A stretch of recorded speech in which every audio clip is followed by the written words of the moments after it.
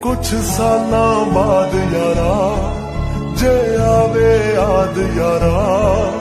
अखां तां भर लई वे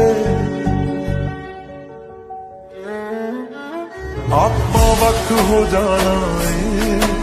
ए गल पक्की ए बस सब्र जा कर लई वे आपां वक्त हो जाना